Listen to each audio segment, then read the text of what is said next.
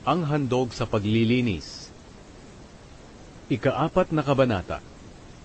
Nag-utos din ang Panginoon kay Moises na sabihin sa mga taga-Israel na ang sinumang makalabag sa kanyang utos nang hindi sinasadya ay kinakailangang gawin ito. Kung ang punong pari ang nagkasala ng hindi sinasadya at dahil dito ay nadamay ang mga tao, maghahandog siya sa Panginoon ng isang batang toro na walang kapintasan bilang handog sa paglilinis. Dadalhin niya ang toro sa presensya ng Panginoon doon sa pintuan ng toldang tipanan, at ipapatong niya ang kanyang kamay sa ulo ng toro, at sa kanya ito papatayin. Kukuha ng dugo ng toro ang punong pari, at dadalhin niya sa loob ng tolda. Ilulubog niya ang kanyang daliri sa dugo, at iwiwisik ng 7 beses sa harap ng tabing na tumatabing sa pinakabanal na lugar sa presensya ng Panginoon. Pagkatapos, papahiran niya ng dugo ang parang sungay sa mga sulok ng altar na pagsusunugan ng insenso sa loob ng tolda sa presensya ng Panginoon. At ang natitirang dugo ng toro ay ibubuhos niya sa ilalim ng altar na pagsusunugan ng handog na sinusunog. Ang altar na ito'y malapit sa pintuan ng tolda. Pagkatapos kukunin niya ang lahat ng taba sa lamang loob ng toro, ang mga bato at ang taba nito, pati na ang maliit na bahagi ng atay. Ganito rin ang gagawin sa hayop na handog para sa mabuting relasyon. Pagkatapos, ang mga ito'y susunugin ng pari sa altar na pinagsusunugan ng handog na sinusunog. Pero ang natitirang bahagi ng hayop, katulad ng balat, laman, ulo, mga paa, at nasa loob ng tiyan, pati na ang lamang loob, ay dadalhin sa labas ng kampo at susunugin sa lumalagablab na siga ng mga kahoy, doon sa itinuturing na malinis na lugar na pinagtatapunan ng abo. Kung ang buong mamamayan ng Israel ay makalabag sa utos ng Panginoon ng hindi sinasadya, sila ay nagkasala pa rin kahit hindi nila ito nalalaman. Kapag alam na nila na sila'y nagkasala nga, ang lahat ng mamamayan ay maghahandog ng batang toro bilang handog sa paglilinis. Dadalhin nila ang toro sa toldang tipanan. Pagkatapos ipapatong ng mga tagapamahala ng Israel ang kanilang kamay sa ulo ng toro at saka papatayin sa presensya ng Panginoon. Kukuha ng dugo ng toro ang punong pari at dadalhin niya sa loob ng tolda.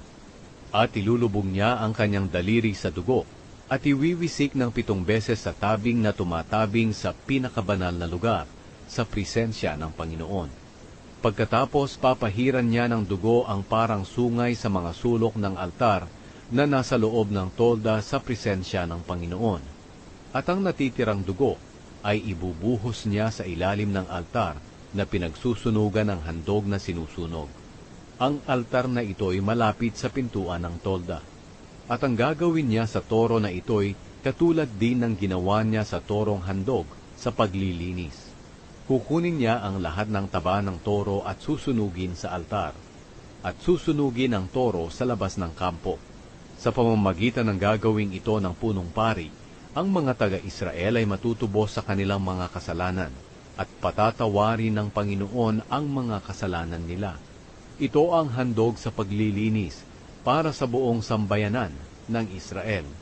Kung ang isang pinuno ay nakalabag sa utos ng Panginoon na kaniyang Diyos nang hindi sinasadya, nagkasala pa rin siya. At kapag nalaman niya na siya pala ay nagkasala, maghahandog siya ng isang lalaking kambing na walang kapintasan. Ito ay handog para sa paglilinis ng kanyang kasalanan. Ipapatong niya ang kanyang kamay sa ulo ng kambing at papatayin ito sa presensya ng Panginoon sa dakong pinagpapatayan ng mga hayop na inihahandog bilang handog na sinusunog.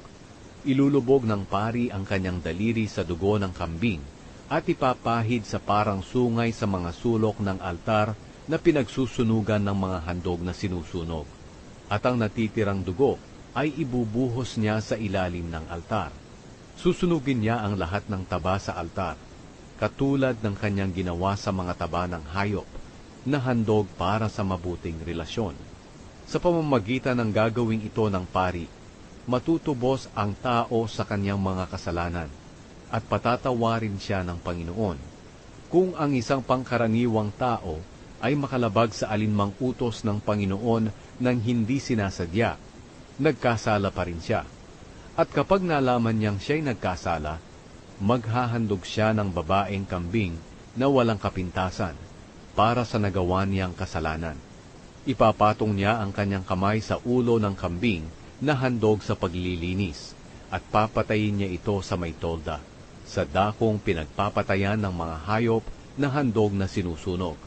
Ilulubog ng pari ang kanyang daliri sa dugo ng kambing at ipapahid sa parang sungay sa mga sulok ng altar na pinagsusunugan ng mga handog na sinusunog. At ang natitirang dugo ay ibubuhos niya sa ilalim ng altar. Pagkatapos kukunin niya ang lahat ng taba ng kambing katulad ng ginawa niya sa hayop na handog para sa mabuting relasyon. At susunugin niya sa altar ang taba at magiging mabangong samyo na handog at makalulugod sa Panginoon. Sa pamamagitan ng gagawing ito ng pari, ang tao'y matutubos at patatawarin siya ng Panginoon. Kung tupa naman ang ihahandog ng tao para maging malinis siya sa kanyang kasalanan, kinakailangang ito'y babaeng tupa na walang kapintasan. Ipapatong niya ang kanyang kamay sa ulo ng tupa at papatayin sa tolda sa patayan ng mga hayop na handog na sinusunog. Ilulubog ng pari ang kanyang daliri sa dugo ng tupa at ipapahid sa parang sungay sa mga sulok ng altar na pinagsusunugan ng handog na sinusunog. Ang natitirang dugo ay ibubuhos niya sa ilalim ng altar. Pagkatapos, kukunin niya ang lahat ng taba ng tupa, katulad ng ginawa niya sa tupang handog para sa mabuting relasyon, at susunugin niya ang taba sa altar, pati na ang iba pang mga handog sa pamamagitan ng apoy para sa Panginoon. Sa pamamagitan ng gagawing ito ng pari, matutubos ang tao sa kanyang mga kasalanan at patatawarin siya ng Panginoon.